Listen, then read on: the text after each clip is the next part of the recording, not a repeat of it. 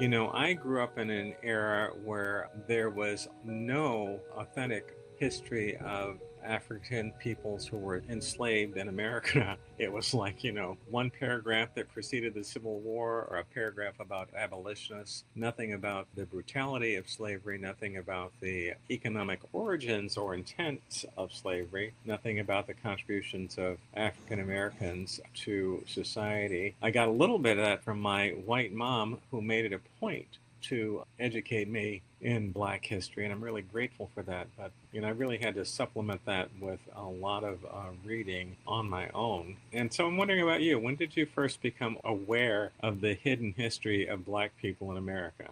Through my family, I'm very fortunate that I've never been confused about the challenges when it comes, especially to the oldest people on this planet, which are all people, and that's the African.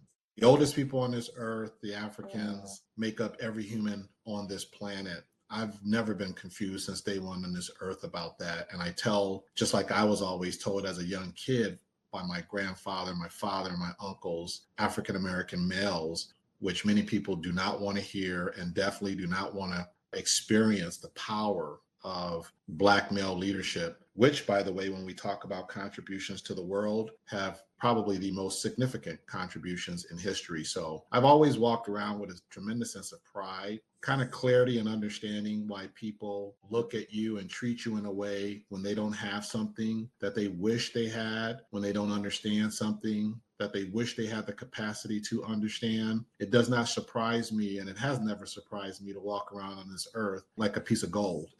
And that's what we tell our children you are. That brown skin, that beautiful brown skin, is the thing that is the foundation of this planet.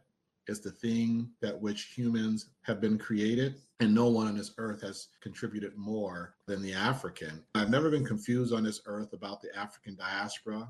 Makes me very proud to share these stories, and it's made it my life experience must, I believe, less of a stressful issue when I can reverse the tables with real knowledge at every level, especially with the educated ignorant.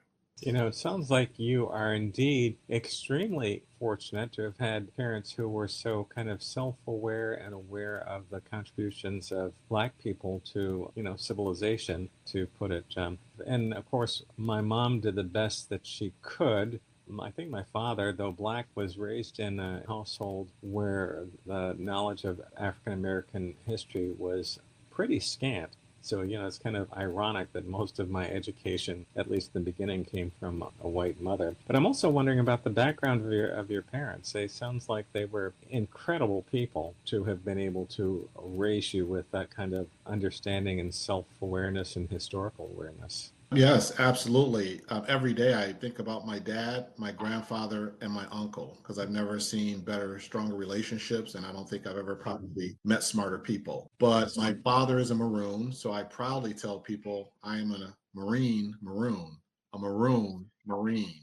And my father was not formally educated out of a little town called Craigtown, out of a little slum outside of Kingston, Jamaica. And my mother was African American. And I'm very thankful that my father's roots through Jamaica always made Africa an area of focus and for our understanding as people through those relationships. And then my own thirst for more knowledge, I spent a lifetime of really thoroughly understanding and studying our African diaspora.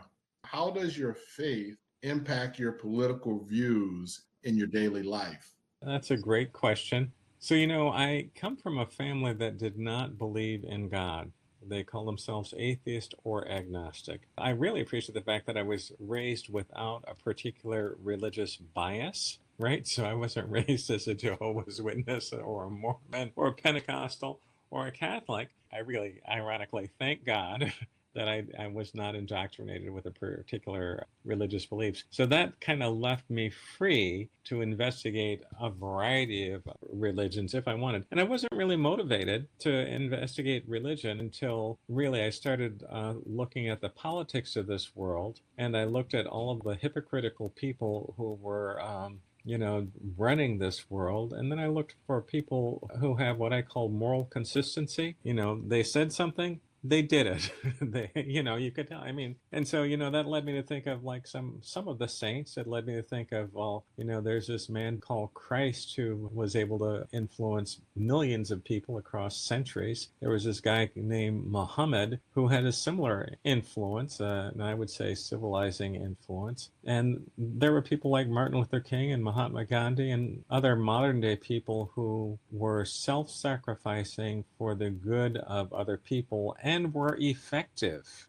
So that made me think that, well, there's some truth that these great leaders know that I don't know. And so that led me to start investigating a variety of religions, led me to start praying. And then over time, I ran across the Baha'i faith, which has some very advanced social teachings and accepts the divine origin, that there were divinely inspired leaders for all of the major religions of the world. So, right now I just believe that there's one God that really is the God of all religions, but people understand God differently because any being that could create the entire universe and all of us is so vast that we can't begin to understand or describe this being. And so I think one of the reasons for religious differences is that people think that they can define something that's indefinable or undefinable.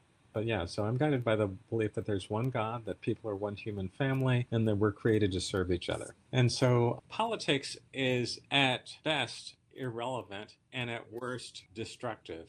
And I'm leaning towards destructive. And I think my spiritual beliefs lead me to think that there are other solutions than these political solutions, that they involve working with other people towards common goals. And as far as my daily life goes, I get out of bed in the morning and I try to figure out, what do I have to do to be a better person than I was yesterday? What do I have to do to, in some small way, affect the world positively?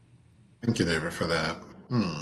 My spiritual beliefs, my mother will read the Bible. She's a Bible thumper my whole life. So we've had great conversations. My father has been in the church as a choir organizer and conductor, but he has a very, very different perspective on religion. Who believes more in religion like I do? God is within.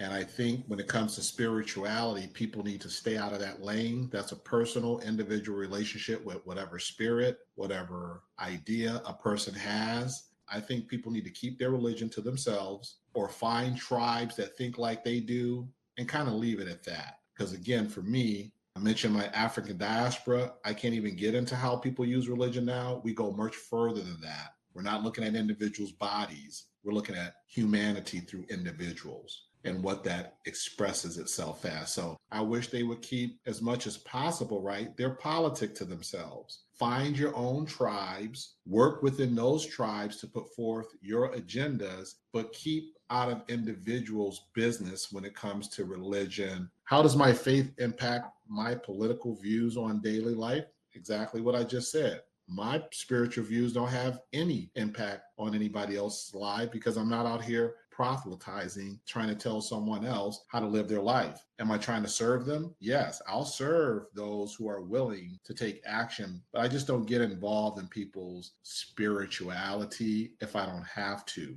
Well, I have to say, I am deeply impressed with your knowledge and understanding of, the history of Africans on this planet. We haven't talked about it in detail, but your understanding of the contributions that Africans have made to our global civilization, with your determination to hold people accountable.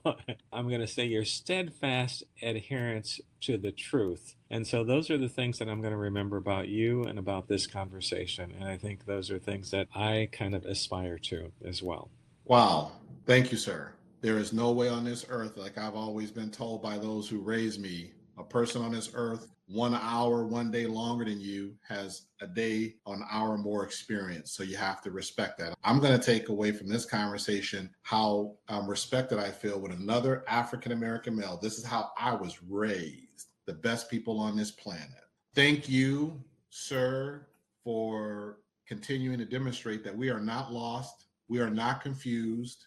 We don't need anybody to do anything for us. that we know exactly what we need to do. And thank you, sir, for reinforcing that. That's what this call today I'm leaving with. Thank God I was raised by African American men. And when I say that, I'm not excluding Latino, my Caucasian brothers and sisters, but I'm saying the oldest people on this earth, the oldest men on this earth are the core of who I am. And you, sir, give me that energy again to continue to represent ourselves best we can every day. Thank you, sir. That's what I'm taking away from our conversation. Thank you. All right. Thank you as well, Regina. Look forward to our next encounter.